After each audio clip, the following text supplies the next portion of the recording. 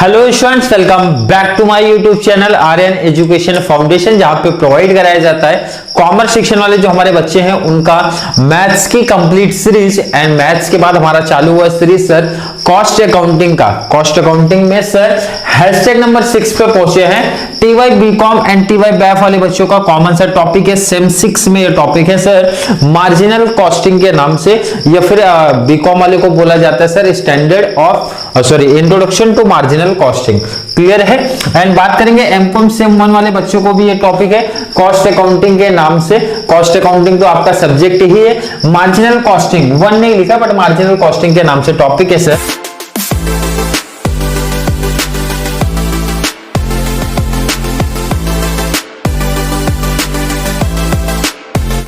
Hashtag 6 पे पहुंचे, इसका मतलब सर हैशटैग 5 तक का कॉन्सेप्ट हर एक बच्चे का क्लियर हो जाना चाहिए। जो बच्चा डायरेक्टली ये वीडियो देख रहा है तो उनको मेरा सजेशन है आप हैशटैग नंबर 3 से फॉलो करो।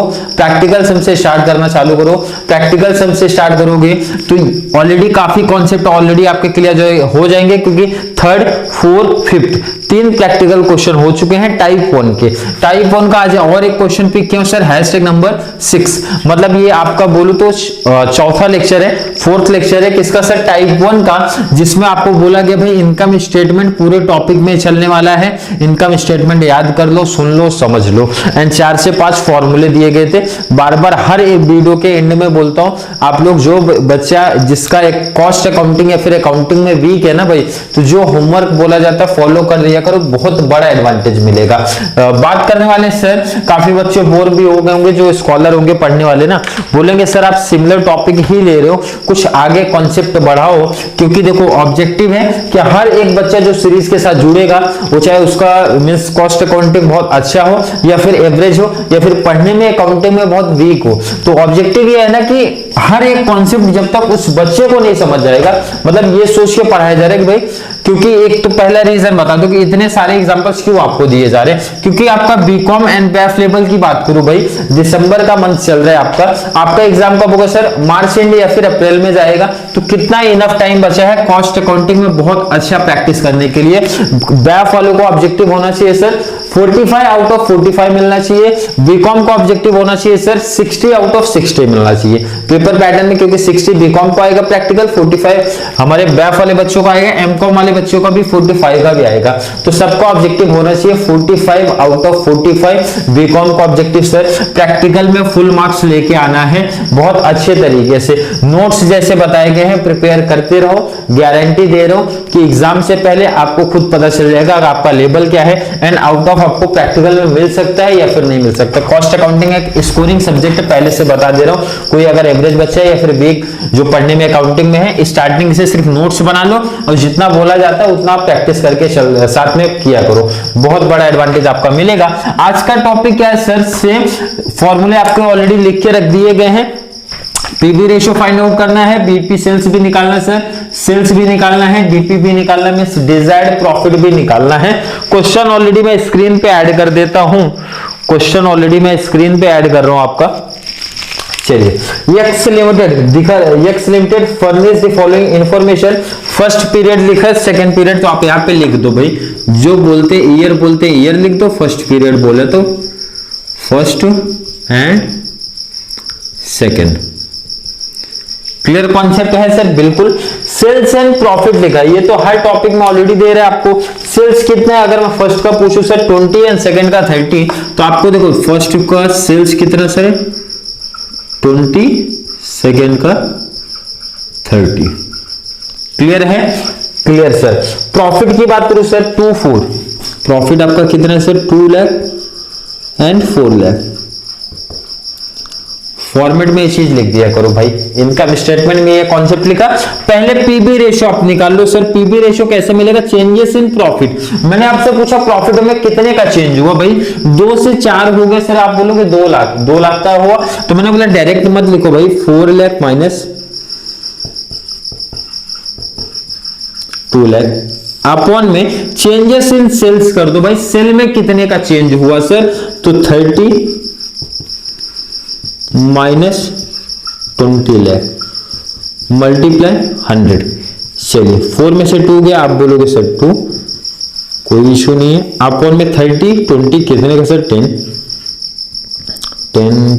10 लाख मल्टीप्लाई 100 कैलसी से डिवाइड दो 20% आपका ये आना चाहिए कॉन्सेप्ट आंसर। मैं कैलसी यहाँ पे है नहीं इसलिए देख के लिख देता हूं आपका 20% आना चाहिए। 20% आया भी है।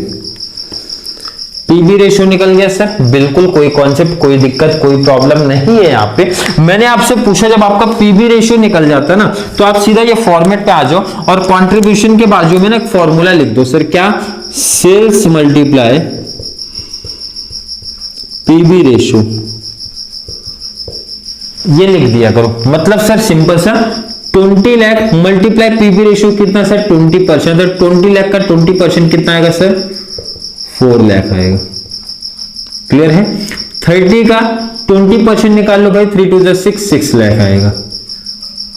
क्लियर है, ध्यान से सुन लो समझ लो। अब इसका वर्किंग पार्ट अगर आपको बनाना है तो भाई आप वर्किंग पार्ट भी इसका बना सकते हो। कैसे, ध्यान से देख लो। वर्किंग पार्ट आपको यहाँ पे जगह नहीं है ना इसलिए मैं लिखता नहीं हूं, बट आपको एग्जाम में बना लोगे तो बेस्ट रहेगा भाई। तब तो एग्जामिनर को कोई चांस नहीं मिलेगा उनको कोई नंबर कट करने के लिए। पहला सर क्या कंट्रीब्यूशन आपने कैसे निकाला, तो मैं सिंपल से लिखूंगा sir contribution equal to sales multiply PV ratio. Clear है। ये फर्स्ट पीरियड का आपको निकाल के दिखा रहा हूं, सेकंड आप कर लेना। सेल्स आपके पास कितना है सर, सेल्स आपके पास 20, पहले ईयर की मैं बात करूं फर्स्ट पीरियड की बात कर रहा हूं तो मल्टीप्लाई आप करोगे सर 20%, कितना आएगा सर 4 लाख। क्लियर कॉन्सेप्ट है सर, क्लियर। एग्जाम में देखो कॉस्ट अकाउंटिंग में हर एक बच्चे को बीकॉम को बैक को सबको टाइम मिलेगा, मुझे पता है, क्योंकि कॉस्ट अकाउंटिंग में टाइम थोड़ा सा कम लगता है कंपेयर करोगे आप फाइनेंशियल अकाउंटिंग से। तो वर्किंग नोट प्रॉपर कर दिया करो। अगर सम आपका एग्जैक्ट प्रॉपर गया, सम आपने कंप्लीट किया तो वर्किंग नोट कर दो, बहुत बड़ा एडवांटेज मिलेगा। Clear sir. सेकंड आप लोग इस तरीके से वहां पे निकाल लेना। Clear sir. अब देखो यहाँ पे मैंने फर्स्ट लिखा, फर्स्ट के बाद थर्ड लिखा, मतलब फिक्स कॉस्ट भी निकालना था। तो फिक्स कॉस्ट आपको इसलिए नहीं लिखा यहाँ पे, फिक्स कॉस्ट का कॉन्सेप्ट ना आप समझ लो, वर्किंग में नहीं लिखना यहां पे। तो ये सिर्फ आपको समझा रहा हूं मैं कॉन्सेप्ट फिक्स कॉस्ट। ध्यान से देखना सुनना समझना, बहुत इजी टॉपिक है। फिक्स कॉस्ट आप कैसे फाइंड आउट करोगे, मैंने आपसे पूछा कंट्रीब्यूशन से माइनस करोगे फिक्स कॉस्ट, क्या मिलेगा सर प्रॉफिट मिलेगा। आपको ही पता है भाई 4 में से कितना माइनस किया कि 2 हो गया। तो कोई बच्चा देख के बोल देगा सर 2 माइनस किया तभी तो 2 आया। मैंने पूछा 6 में से कितना माइनस किया कि आपका 4 आया, तो कॉमन सी बात है सर 2। और वैसे भी फिक्स कॉस्ट तो हमारा सेम ही होता है, किसी बच्चों को तो उसमें डाउट कंफ्यूजन नहीं होना चाहिए। फिक्स तो हमारे जो यहाँ पे आएगा सेकंड में भी वही आएगा। तो मैं आपसे पूछूं भाई फिक्स कॉस्ट आपने कैसे निकाला, सर मैंने कंट्रीब्यूशन से माइनस किया प्रॉफिट। तो आप फॉर्मूला बना दो सर कंट्रीब्यूशन माइनस प्रॉफिट।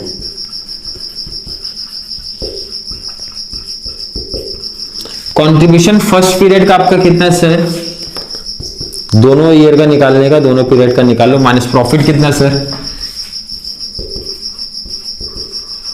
कितना आएगा। क्लियर कॉन्सेप्ट है सर, बिल्कुल क्लियर है। मतलब मैं सिंपल सा बोलूं, अगर सम आपका कंप्लीट हो जाता है ना तो एग्जामिनर को चांस नहीं मिलना चाहिए कोई नंबर कट करने के लिए। इसके लिए प्रॉपर इनकम स्टेटमेंट से तो एग्जामिनर ऑलरेडी समझेगा, बट आप वर्किंग पार्ट कर दोगे तो बहुत बड़ा एडवांटेज आपको मिल जाएगा। मैं आपसे पूछूं भाई वेरिएबल कॉस्ट निकाल सकते हो क्या, तो कोई भी बच्चा बोल सकता है आप variable cost equal to sir मैं सेल्स माइनस कॉन्ट्रीब्यूशन कर दूंगा तो आपका आ जाएगा 16 आ जाएगा। किसी बच्चे को नहीं समझा तो सिंपल सा ये देखो भाई 20 लाख में से कितना माइनस किया आपने कि 4 लाख आया, तो कोई बच्चा बोलेगा सर 16। 30 में से कितना माइनस किया कि 6 आ गया सर, तो कोई भी बोलेगा सर ना 24। अब कैसे, अगर कोई पूछेगा भाई कैसे निकाला आपने, तो सिंपल फॉर्मूला बना दो ना, variable cost equal to sales minus contribution. Simple से वर्किंग में करके देखो। वैसे कंट्रीब्यूशन का कहीं हमारा काम तो नहीं है, बट आपके पास अगर टाइम एग्जाम में बचेगा तो कर देना भाई। जैसे हमारे पास कॉस्ट अकाउंटिंग में ना बहुत टाइम बचा था, तो टाइम पास क्या करते, एक पेज पहले से रखा था, वहां पे वर्किंग प्रॉपर तरीके से बना के रख दिया था, ताकि एग्जामिनर को कोई नंबर मिस, कोई एक चांस नहीं मिलना चाहिए कोई भी नंबर कट करने के लिए। चलिए अगला टॉपिक बीपी सेल्स है। अब इजिली हर एक कॉन्सेप्ट आ जाएगा, सिर्फ फॉर्मूले में वैल्यू पुटअप करना आपको। फिक्स कॉस्ट आपको मिल गया सर, बिल्कुल मिला है। फिक्स कॉस्ट में वैल्यू पुटअप करिए। अपॉन में पीवी रेशियो आपको कितना दिख रहा है सर, पीवी रेशियो ऑलरेडी यहां पे निकाला 20%। कैलसी उठा लो भाई, 2 लाख डिवाइड बाय 20%, 20% करोगे सर 10 लाख आ रहा है। फाइनल आंसर बीपी सेल्स आपका। कैलसी हर एक स्टूडेंट साथ में लेके रहेगा तो ज्यादा एडवांटेज रहेगा, आपको खुद से करते रहना। चलिए फोर्थ की बात करेंगे। सर क्या पूछा गया फोर्थ में? सेल्स पूछा, अगर प्रॉफिट दे के रखा, मतलब सेल्स पूछा है तो फॉर्मूला सर फिक्स कॉस्ट आपका कितना है सर? फिक्स तो 2 लाख है, प्रॉफिट तो दे के रखा है, कितना प्रॉफिट सर? प्रॉफिट आपका कितना दे के रखा? 5 लाख अपॉन में पीबी रेशियो। पीबी रेशियो आपका कितना है सर? पीबी रेशियो सर है हमारा 20%, तो 5 + 2 कितना हो गया सर? 7 अपॉन में सर 20% कर दो। 7 लाख अपॉन में 20% किया आपने, तो सर फाइनल आंसर कितना आ रहा है आपका? फाइनल आंसर कितना आएगा सर? 35 लाख।